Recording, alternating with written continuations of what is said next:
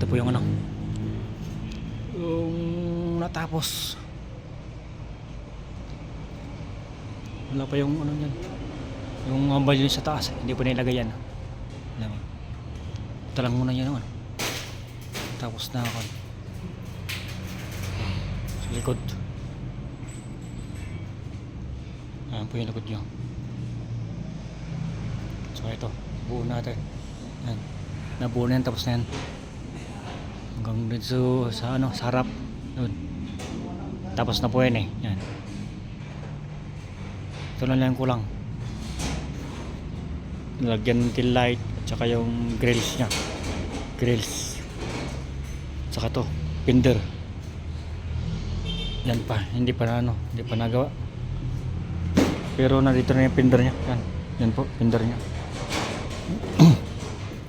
Ayan yung running board. Tapos yung dito hamba niya dito sa ano, harap. Tapos na po yan. Ayan. Yung hamba niya dito sa harap. Ayan. Nai-frame na po natin yan. Nai-frame na. Tapos na po nai-frame yan. Stainless po lahat yan. Hanggang dito sa taas niya. Oh. Oh. Nilagay ko na lang po dito sa taas. Yung plain na stainless. Para mas maganda tignan. Ito yung stainless din na ibang kulay, ibang design lang to.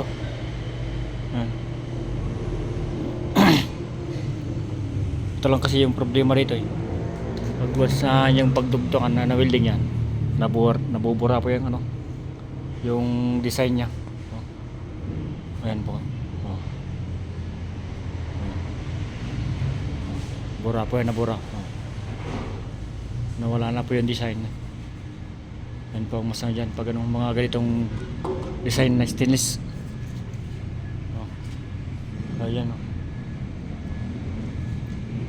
Ayan po siya.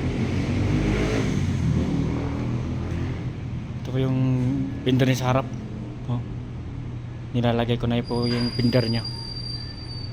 Stainless na plain. Tapos ito po yung harap niya. Oh.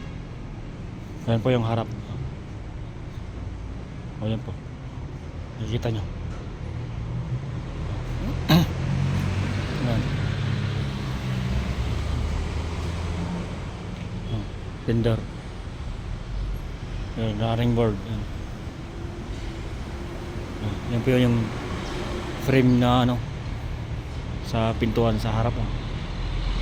Naka-frame na po yan. Tapos na yung frame nya. Ayan. Ayan po.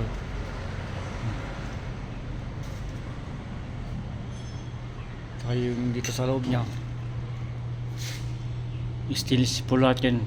Plain po linagay namin dito sa loob.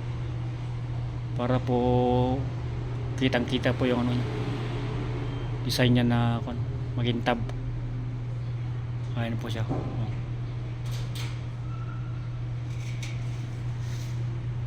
Pati flooring nya stainless na rin. Nilagay na po yun yung ano, yung upuan. Ito po yung ano, lalagyan niya ng ano, battery. Pang 3SM po yan na dalawa. Lagyan ng battery niya na. Sa mismong ilalim ng ano, upuan. Yan. Yan po siya. Upuan dito sa likod na mismo. Likod. Kasi ito po yung ano, flooring niya dito sa harap. Ayan. Stainless po lahat. Yung flooring. Tapos yung dashboard niya nandun. Hindi pa nilagay. Pero galopor pa yung ano, dashboard dito. Ayan.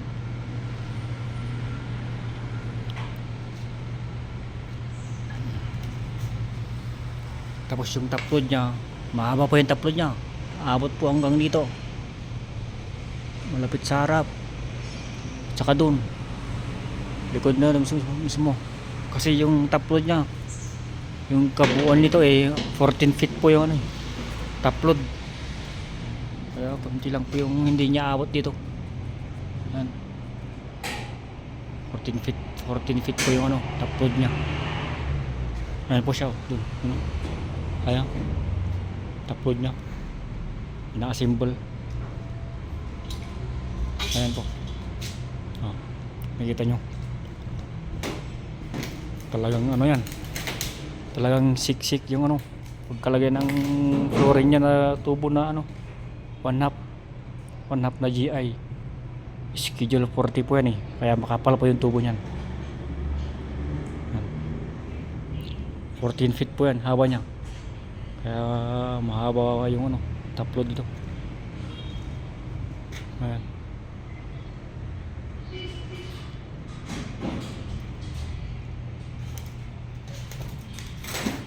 Ito po yung ano, likod niya.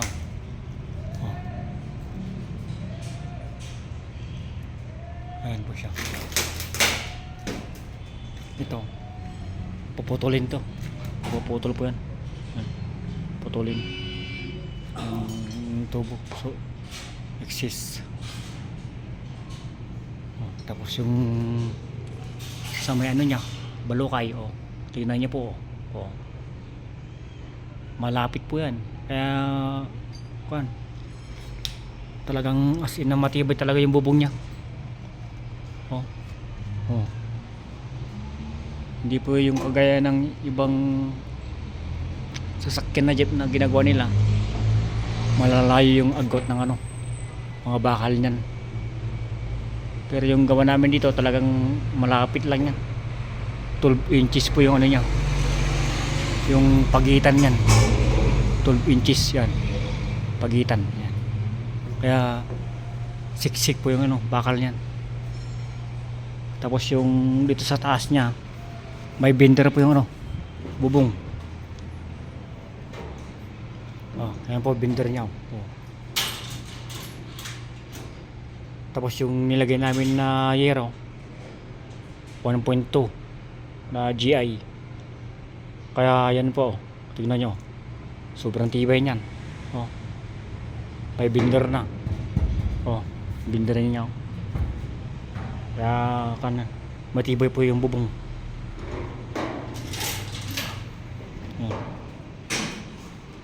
Tsaka dito sa pati dito sa ilalim niyan. Yung mga bakal niyan, talagang ano, talagang siksik po yung bakal dito.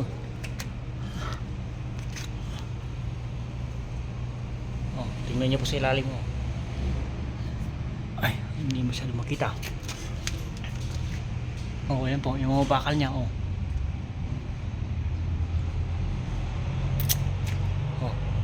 Sa ilalim mismo yan. Puro 1/4 po yung bakal niya. Ito. Tapos ito. Tingnan nyo. Mga 1/4 po yan na bakal. 1/4 ng gulbar po yan lahat. Tapos ito yun. Pinagsabi po yan. Yan. Tapal po yan. Hindi po ito single. Talagang doble yan, doble. Kaya matibay po ito.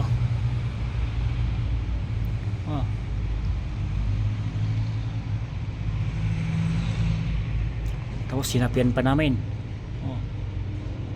Taas at saka baba po yan. Ito po yung taas niya.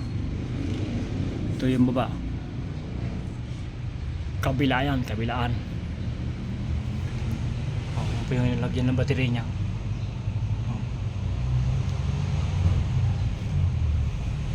Ayan po. Makikita nyo naman po na ano, sobrang tibay nito.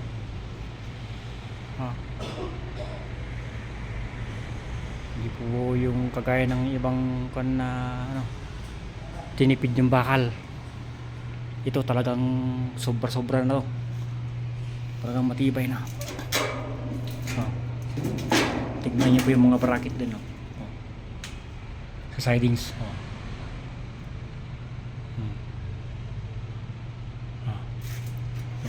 Kapitan ng ano, upuan. Bawat poste mayroon siyang ano, mayroon siyang tungkod. O yan o. Kaya tibay talaga ito. O, tignan nyo, ang dami o.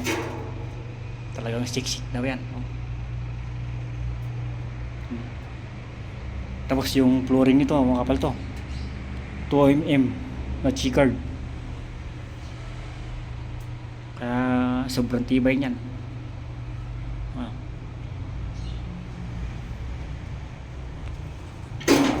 Kaya kung makikita nyo yan, tingnan nyo po. Tibay to, tibay. Kita nyo. Puro stainless. Sige po, maraming salamat. Paki-like and share na lang po. Thank you. God bless.